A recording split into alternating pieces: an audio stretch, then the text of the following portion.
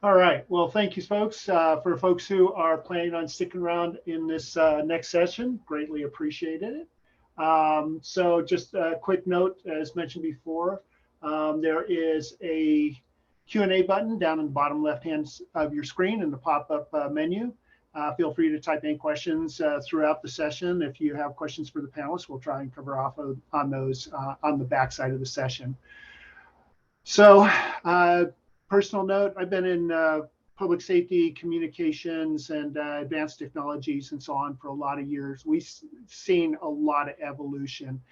And the whole thing with GIS and being able to visualize and share information and data in near real time is just amazing. In that world of Esri, ArcGIS, Microsoft Teams, and all the other tools that are coming along and making all that data actually come to life, to be able to inform operations and support collaboration in that world. These folks at Bent-Ear are really rock stars in this space. So it's my pleasure to introduce Chris McIntosh, CEO of Bent-Ear Solutions, and also Ray Neal, GIS Services Manager of Bent-Ear Solutions. So I'll turn it over to you, gents. Thanks, Del, and good afternoon, everybody. You're too kind. Ray's the smart one. He's the rock star. I'm just the figurehead, so to speak.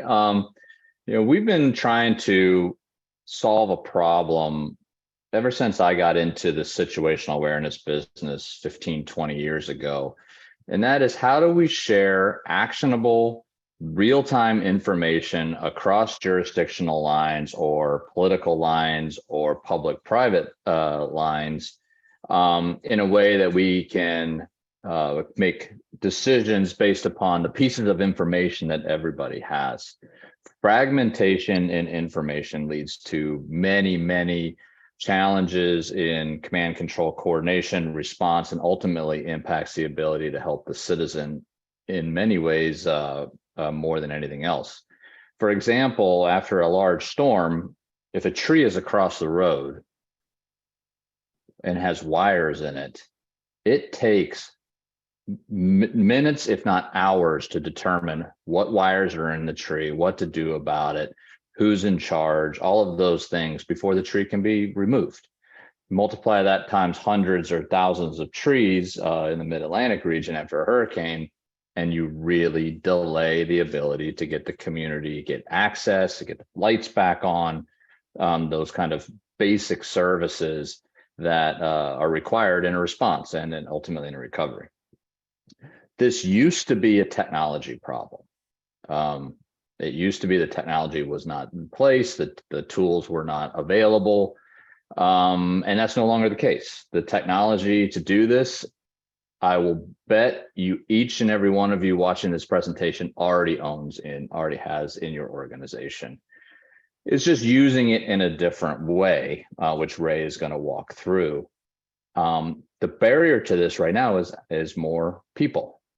It requires a level of understanding, agreements to share information, legal frameworks to protect from things like, in actuality, FOIA, that make the information sharing partners comfortable with sharing sometimes sensitive information with each other and not worrying about it ending up in the wrong hands or potentially mischaracterized on the front page of the paper.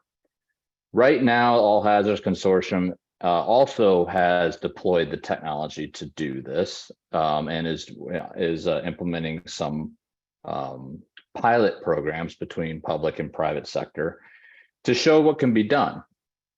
One of the advantages of the All Hazards Consortium in this space is because of their nonprofit status, they are exempt from FOIA, which means if a utility shares the information to All Hazards SISNet, it's exempt from FOIA, even if the government uses it. So Ray's going to walk through a little bit of what this looks like, and including the Teams element in here, because from COVID, that's where many of you are all day. You're not in your GIS system. You're not looking at a big screen necessarily. You're in Teams doing your day-to-day work. So how do we bring this information to where you are and not force you to go and find it proactively? So we're going to go through a lot of that, and then hopefully we get some questions and we can make this an interactive session. So with that, I'll turn it over to Ray Neal, and he's going to show you some stuff. Ray? Thanks. I'm going to see if I can get the right screen shared here.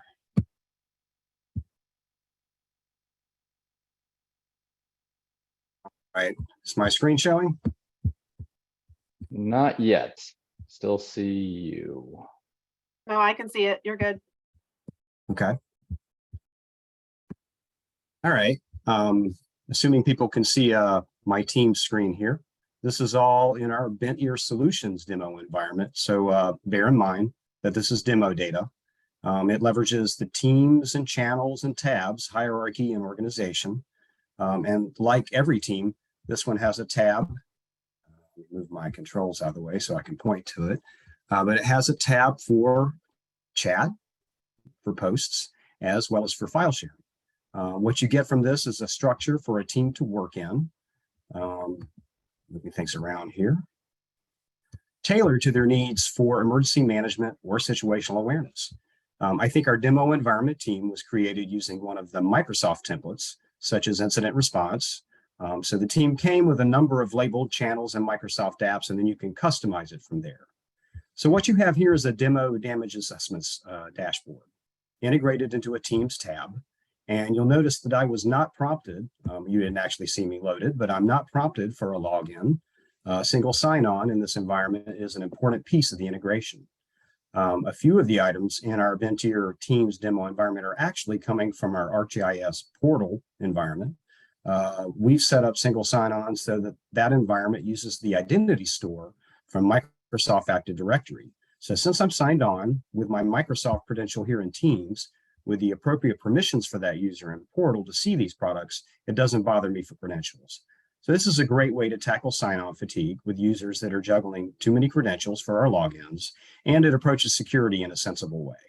So in this tab and app, Teams lets me expand the app so that you're getting nearly a full screen experience.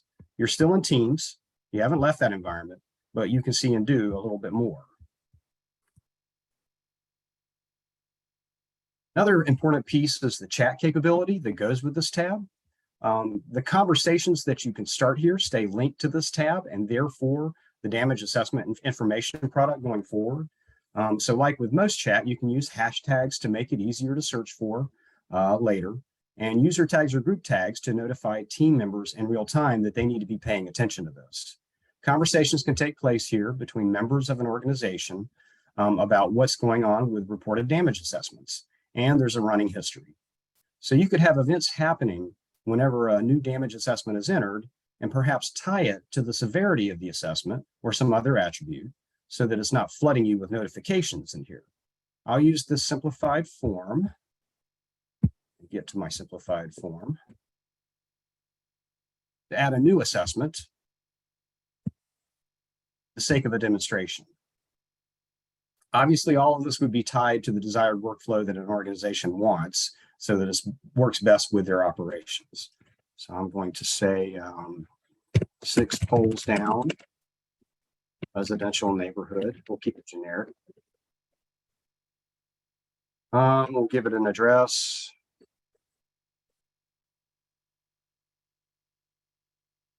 And we'll say it's in Richmond, Virginia. We'll say that it's severe, that it's destroyed. And I'm going to submit that.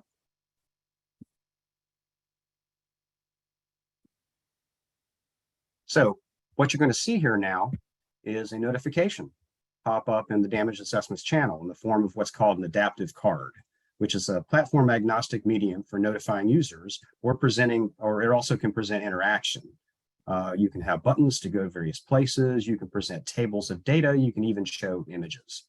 And Ray, I got that in my feed too at the same time, since I'm a member of that group. Excellent. So if someone is a member of this channel, as Chris just said, and their settings are correct, they'll get proactive messages. And this also obviously could be configured to look like whatever an organization needs and show whatever is useful. So there's also the option to notify by email or text. Email notifications are built into Microsoft's automation tools, And we'll see that alert pop up, hopefully, in my email box. So in this case, I kept it pretty rudimentary, just telling me, something's going on here. A severe damage assessment report has been submitted, so check the damage assessment channel in Teams. So texts are also possible. You get the question quite a lot, but that sometimes requires an add-in to the Microsoft framework, and it's possible there could be an additional cost, but it seems to be something that, like I said, a lot of people are asking for. But let's say that you don't want to be notified every time a new assessment comes in. Perhaps what you're looking for is a daily report. With some scripting and scheduling, it's possible to have a formatted report ready for viewing every morning, or even on demand if that's more useful. Let's jump to that. So people like their PDF reports. So one nice workflow is to use a script that generates the desired report structure, then automatically moves it into place in this file sharing tab of Teams each morning. So from here, you can download it, share it with others via email or whatever. Also, it's possible to automate the distribution of this. The workflow that I'm using also posts an adaptive card to chat when a new report is generated. I'll find one of those for you here. And it's also possible to generate this manually, if you have data that's changing rapidly and you want the latest. It's worth mentioning that integrating with the Microsoft world brings in other possibilities for a workflow. One option is an approval workflow. It may be that a human being's judgment is needed to sign off on whatever is happening before bringing in other people or starting up other processes. The Teams environment lets us integrate that in. It's also possible to automate the process of assigning tasks to people as workflows progress. This is just scratching the surface of what the environment can provide for an organization to make it more efficient and consistent. So let's talk a little more about collaboration. This is all great for a team that's all got logins to this particular Microsoft Teams environment. They can all log in here, and if they have permission, they get to see the information, the notifications, and the reports. But what if we need to bring in folks that are users in other environments, perhaps private sector or other government agencies? The current way to do this, or the way that's been traditionally the way to do this, is through guest users in the team environment. You can invite people in using their existing Microsoft email address, and then they can access your Teams tenant by switching to it up here in the right-hand corner. I happen to be a guest in the All Hazards tenant. So there are some limitations to the guest account. I think at the last time I checked, they couldn't initiate a meeting on that organization's Microsoft calendar, but it's a nice workaround for creating user accounts for everybody. And people don't have to keep track of yet another username or password. They can just switch up here to where they want to be. The more recent way Microsoft has rolled out of facilitating collaboration in the Teams environment is with shared channels. I think it rolled out to the public in its final form in August. And basically it allows you to invite people in who are not on your team. Sharing channels with people that are outside of your organization is possible, but it also requires a little more tweaking and setup in Azure Active Directory for both my tenant and also the tenant that I want to do the sharing with. So there are pros and cons to the guest versus the shared channels methods. So you have to think a bit about what will work best with your channel, with your people and your operations. And I can actually show you here quickly kind of what that looks like. When you add a channel, you get a number of options. And one of them now, this is something that's been the last year or so that this has become common, is shared. You can choose from your org or other orgs. So we've got lots of time. So I thought I would show something else, perhaps, that is applicable to tracking damage assessments and to response phase efforts. So this is a demo of how we've integrated our GIS into Teams to have the capability, and let me blow this up a little bit so you can see it better, to capture and replay emergency preparedness exercises within the Teams environment. So the Snapshots After Action Review app in our demo environment demonstrates a way to replay a hurricane exercise using bookmarks that snapshot the state of the web map at specified points in time, zoom, and location. It tells a story around the exercise, including layers added to the web map, such as damage assessments. So you could actually then go through the photos that were put in as attachments when these points were entered.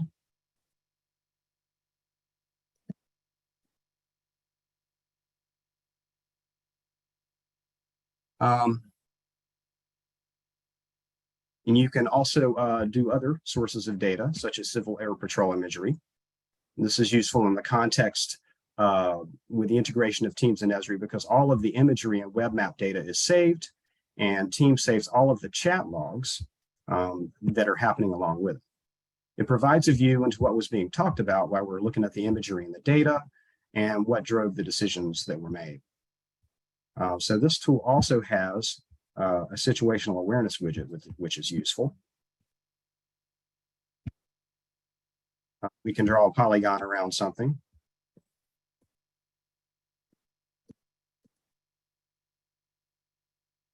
And whatever we selected in there is going to show us critical infrastructure that's inside of that polygon so that we can know how to plan around that. And that's what I had planned to share. Chris, was there something more specific you wanted me to show? Well, so think about this. This is what Ray's showing is what can be done with data as it comes in through GIS and then is integrated with Teams. Stepping back, many of you have GIS based systems in your organizations. You probably have some sort of damage assessment system, whether you're on the private sector or on the public sector, mobile devices.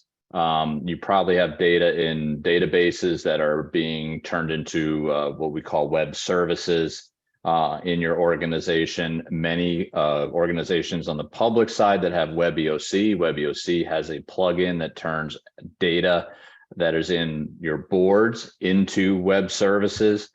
What this is showing, what you're looking at, is data that is coming from those systems. If you go to that dashboard real quick, Ray, before we show them how,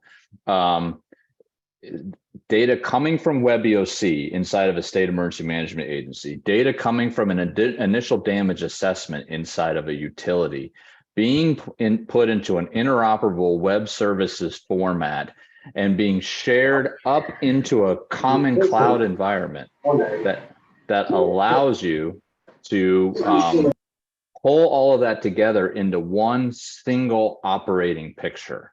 So as I said, the technology used to be the barrier, but the inherent interoperability of GIS-based web services is now allowing us to combine this data from multiple organizations housed in multiple systems of record, like a WebEOC, like a damage assessment tool at a utility, like a CAD database. It doesn't matter as long as it has a location. That data can now be shared and combined and implemented in this GIS Teams environment in any way that you really need. That's now technically not difficult. The hard part is, do you have a relationship with that organization? If you're at a utility, do you have a relationship with your state EOC to broker an information sharing agreement with each other to determine the who, what, when, where, and why you're willing to share information with each other? That's the barrier to this, and this is why this has not moved forward more rapidly than the technology allows for today. And it's something we're working on, one relationship at a time, one handshake at a time, so that we can finally achieve that vision of shared situational awareness across the public and private sector. And when you do that, you can get, and Ray's going to show like how the WebEOC piece of that can work, right? Sure.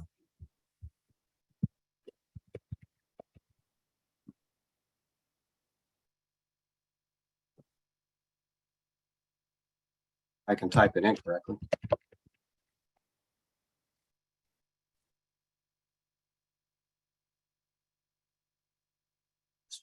Apparently I didn't. Bear with me. Murphy's Law of Technology Demonstrations. There we go. Okay, so I'm taking you into a completely separate system, as Chris alluded to, WebEOC, fully integrated into Teams. The idea being, you can have any number of boards set up in WebEOC and people use it that way. In this case, we are using sort of an activity log to log incidents as they're happening here. It's pretty form-based kind of stuff here. You can go in here and choose event type, priority, description, and you can give it location details, and it will actually geocode this as we bring it in. It takes a few minutes for this to actually come through systems and be brought into GIS, as Chris was talking about. But then once it does, you wind up with a post happening here saying that, the WebEOC record has been entered, and it provides some nice details here. And then the incident analysis dashboard where I was before, now that we have this, started at WebEOC, then it was synchronized into GIS, into ArcGIS online. And then now we have it available because of links to Teams.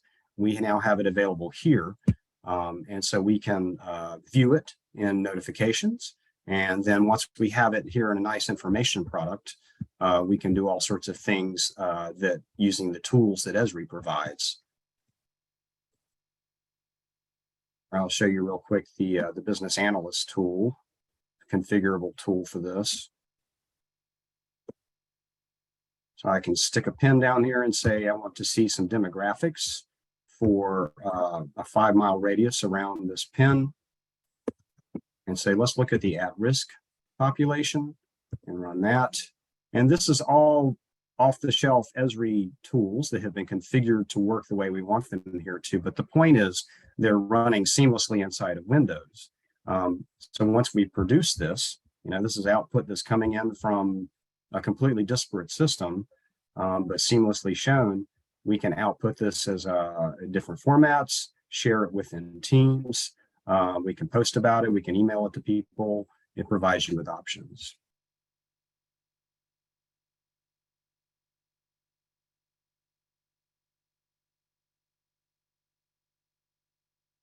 So you can use the entire capabilities of your GIS enterprise within Teams and within this now information and sharing environment that lays underneath it.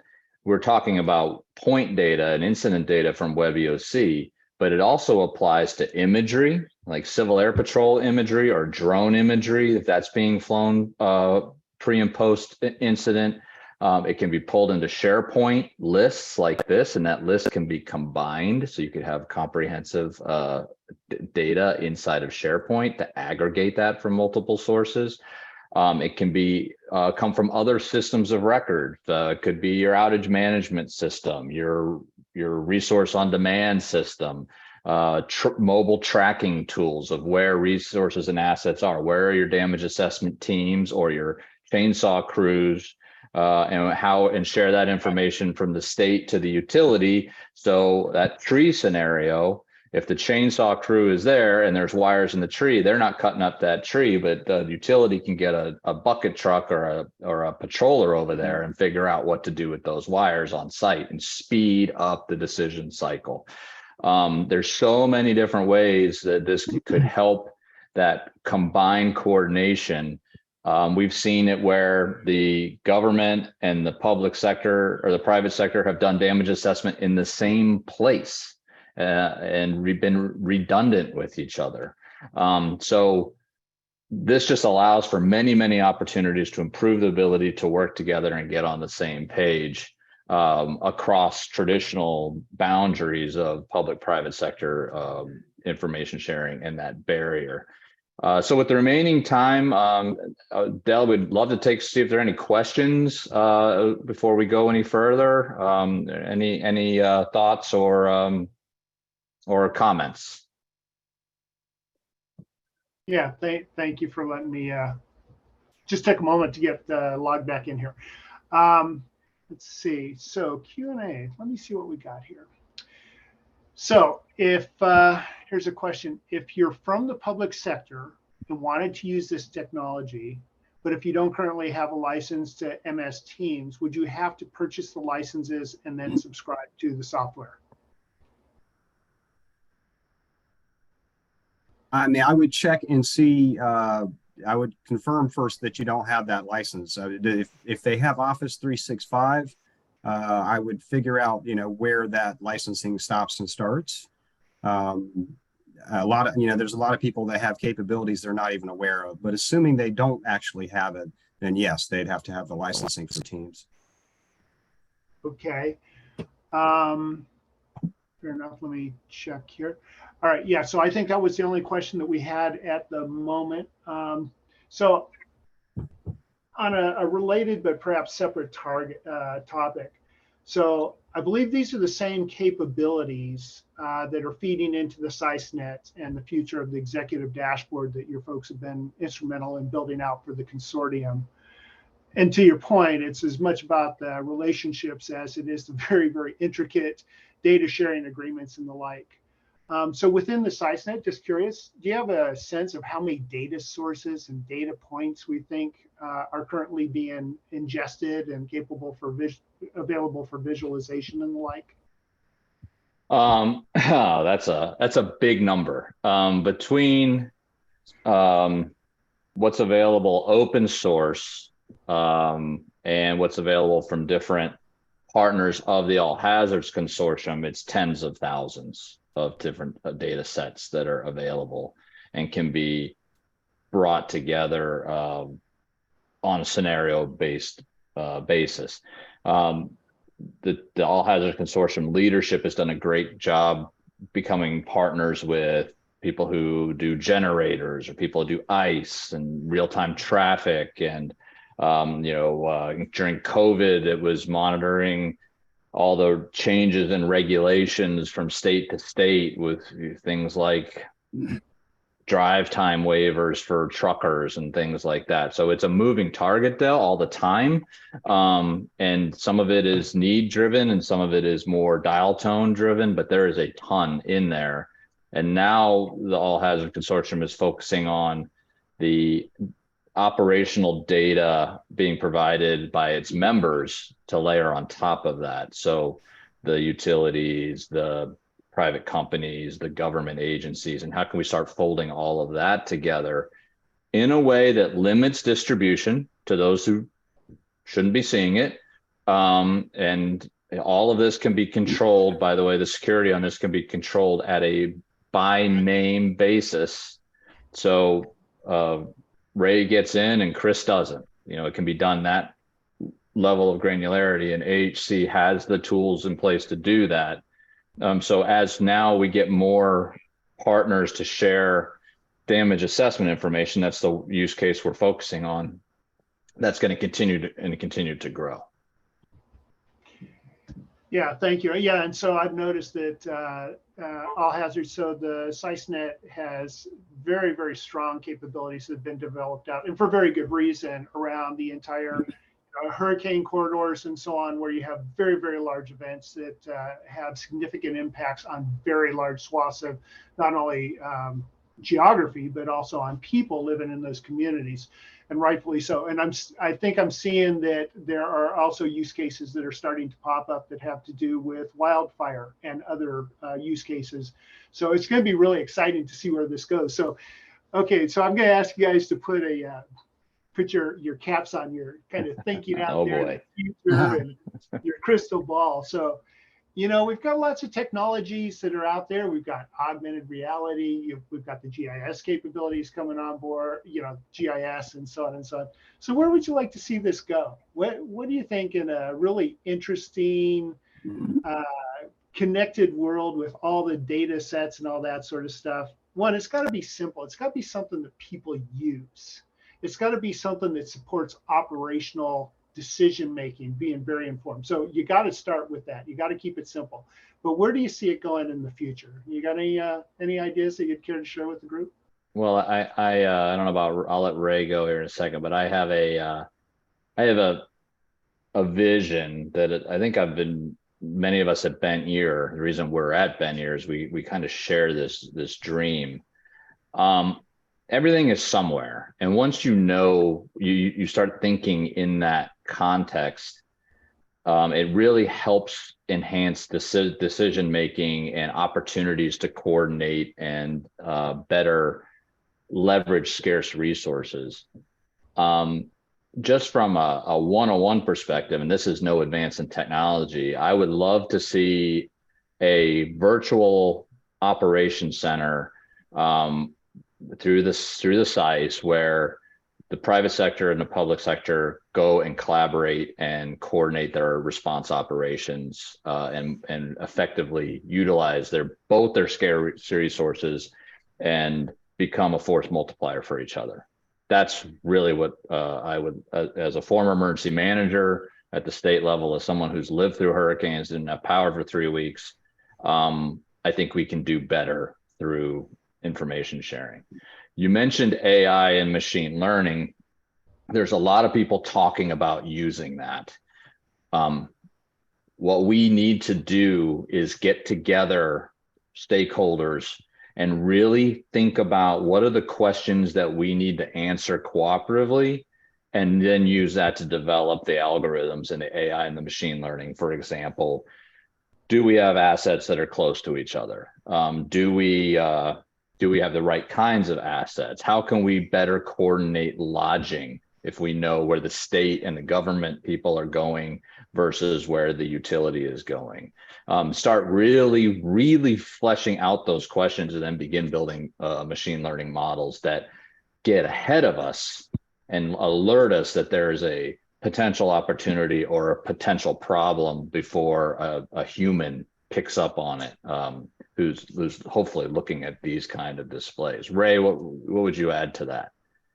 Well, I'm an engineer, so I'm going to come from the nuts and bolts angle. Your answer, I think, is probably better than mine, and it kind of takes a more holistic view of it. Like you say, you've worked as an emergency manager, so naturally that's where you're coming from. I like the idea of where we're headed right now. I'm comfortable writing programming code, but I'm an oddball. That's not a common thing. They now have tools. Some of what you saw here today was done with no code written. Some of it does use code. When I'm doing analysis to see if, and for one of our clients, I'm doing analysis to see if an incident is happening within proximity to assets. And for that, you're going to have to get a little into the nuts and bolts for that. But Microsoft now has a set of tools that the Esri has worked on them with, that you can do some of this analysis and some of this automation with GIS and then all the notifications, and you never write a bit of code. It's all done by adding in actions, and it's getting easier all the time. And I'm excited by that because I think that's going to empower people. I think it's going to mean that more and more people can become more and more efficient at the job they're doing, whether it's emergency management, damage assessments, response, responders, whatever.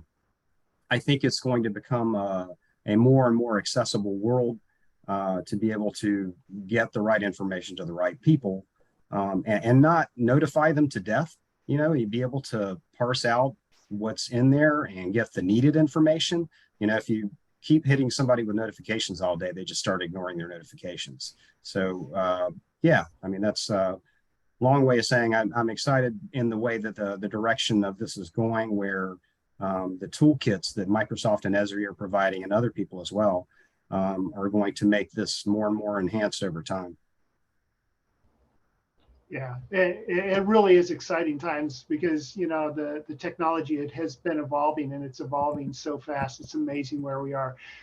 At the same time, this kind of goes back to some of our earlier conversations about the fact that, this is about relationships first, and then using the technology as an enabler. And I think once we blend the two of those together, it's pretty amazing to see what we can do in the future.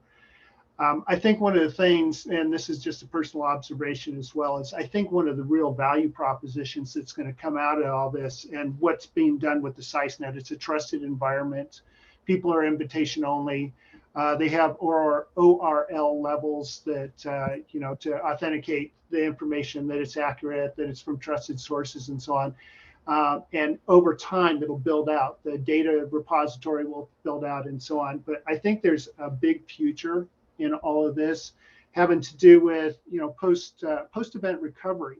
I know that FEMA and others NASA and the like, they do early flights post-event so that they can get that imagery up and available as soon as physically possible. I think a lot of the benefits of that is being able to, whether you're emergency management and you're in the response or in the post-recovery stage, and now you're starting to clean up the mess, to be able to determine the differences of things that might have happened in this event or another event. And in 17, we noticed there was back-to-back events. And sometimes you have to draw the line in the sand to say what happened in this building, this infrastructure, and so on during this event versus that one. I think that's a big one that's going to come. That's going to be a real benefit to all of this. Another one will have to do with post-event, the AARs, to be able to figure out how to do things better and collaborate better in the future, as well as insurance cost recovery and a number of other use cases. So it really is exciting times, and to have this capability is amazing. And watching you guys with what you're building out here and also in the SeisNet is pretty phenomenal. So kudos to you guys and kudos to the team. Thanks, Del. And I just want to stress, so there is a comment in the Q&A. Yes, Teams does not include the Esri licensing. Those are two different licenses with two different companies. The beauty of this, though, is that both of those companies have between 80 and 90% market penetration. So the odds are that you have one, if not both, of those platforms accessible to you somewhere in your organization. Now, Ray will tell you, we go into a lot of organizations and they don't know what they own.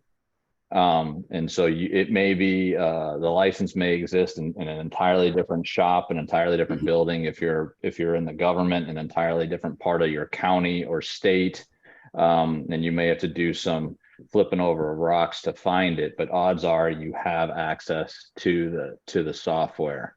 And if not, you can get in the game pretty inexpensively, to get started. The danger here, and I'm going to spend the last little bit of our time talking about this, is technology cannot be the tail that wags the dog. So the capabilities are there. We love to deploy them, and Ray and his team are outstanding at building these information projects and products and these automations with Teams and others. It can be done with Slack and other tools as well. But you have to really understand your workflows first. You have to, what is in your standard operating procedures? Do you follow your standard operating procedures? How do you do business? And is that well understood across your organization? Because all this is the automation of a procedure. Do you have, for example, let's just start with a spot report. Something happens, it's 2 o'clock in the morning. Your watch center picks it up on their dashboard. They see it happening. Who gets that notification? Because that drives you to channel taxonomy in Teams. That drives you to who goes in which place and how do we route through automation the things that Ray showed, where an incident comes in and it pops up in various channels. Technology, where people get into trouble with crisis, and historically in emergency management, they've done it with crisis management systems, is they let the functionality of the technology drive the way that they do business. It has to be the other way around. And you have to spend the time to do that before Ray and his team come in to start building stuff. We at Bent Ear half our company's consultants, and their job is to get to those answers before we start building anything, because that is why technology programs fail in the long run, and you end up being unhappy with them. All the capabilities in the world are fantastic, but they have to align to the way you want to do business and the way that you do business. Otherwise, you're setting yourself up for a problem. Del, I know I see you nodding. Yeah, there was actually a question that Howard was asking to go back to the presentation to see. I was curious which part of the presentation he wanted to see. So can you throw something back up on screen regarding the presentation? Sure, we'll throw the dashboard back up there. Yeah, why don't you do that? And then, since we're talking about technology, and since I have kind of a personal dog in the hunt here, being involved with these technologies for so long and seeing how well they have evolved. So I've got kind of a related comment here. And this actually goes back to the whole thing about the all hazards exchange. I think one of the greatest outcomes and opportunities of this all hazards exchange, and you folks talking about technologies, other folks talking about best practices and so on, is, there's the very deep, been there, done that expertise of the senior folks on these panels, like the folks on the prior panel, they've seen just about everything. And all that they have to share and compare with other experienced emergency managers, as well as with younger folks that are coming up through the ranks. I think likewise, the energy and the motivation and the extreme innovative thinking with regards to new technologies and so on that younger people bring into the environment, that's perhaps even, and perhaps what's more important is their willingness to ask, why can't we try it this way? I think that brings a lot of value to the table as well in this community, to get the folks who have been doing it for a long time to be challenged, to ask new questions and say, well, why can't we do it that way? And so I think the technology is a bit of a glue. It kind of brings both communities together and gets people to think of new ways to respond to old problems. But this is a pretty amazing group. It's amazing what you guys are able to do with all this stuff. And like I said, everybody wins by this coordination and collaboration that we got going on here with this venue. So just wanted to kind of toss that out there. Great job on your presentation. Let me look back here to, I think there was another question that was in here in the Q&A. Okay, I think we've got that. And let me see if in the chat. I'm not sure, Howard, if you're seeing what it is that you wanted to see. Give me a second. Oh, actually, can you see the question that is in the chat, Chris and Ray? Yes. Okay, can one of you guys address that real quick from Brandon?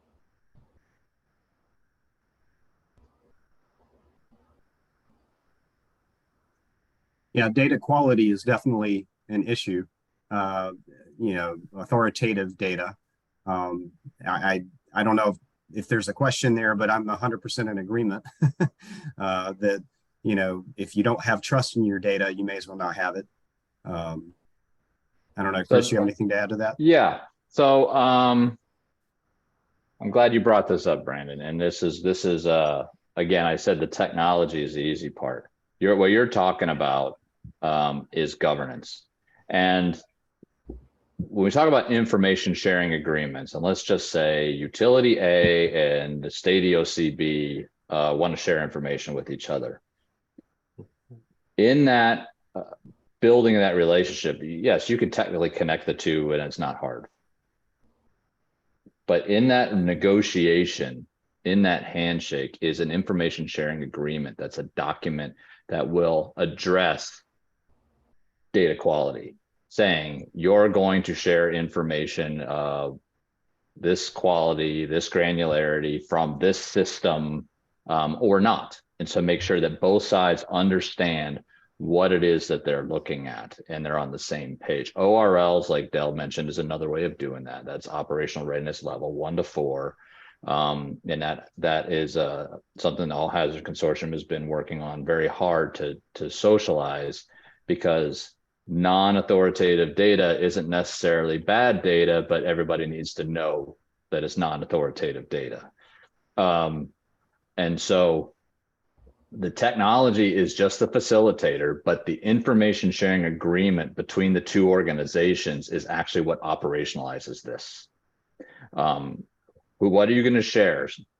Are you going to share initial damage assessment information, which may or may not be perfect, or are you going to wait until you have detailed damage assessment information? When are you going to share it? All the time, or just after a declared disaster under certain conditions? With whom are you going to share it with? Can everybody in the organization see it? Just 1 or 2 people, or maybe the public? Those are things that need to be spelled out in that document, and that's signed off on by both agencies and trained to. So when people look at this, they know what they're looking at and they understand exactly what it is that they're being presented with. Hopefully I answered your question. That's the hard work. That's the hard part. Yeah, and that keeps going back to that, the whole relationships first. Wow, this has been really terrific and informative. And hey, I learn every time I get to talk to you smart folks about this sort of stuff. So with that, maybe what we can do is just say, Chris, Ray, thank you so much for your time and for the insights. That's terrific. We do have a couple of things in the upcoming, let's see, the next track on track 2 is going to be extreme weather and what can we expect. And then staying on this track, we've got the Endeavor model for public-private collaboration, which you see up there on the screen. So with that said, if anybody has any comments, please feel free. Otherwise, I think we may also jump to a little bit of music to give folks a chance to go refresh their drinks and things like that. Yeah, awesome. Thank you, everybody. If you have any questions, let us know. Thanks so you, much. Ray. Thank you, Chris. All right, let's play some music. We're going to start back up at 3:30 Eastern Standard Time. See you soon.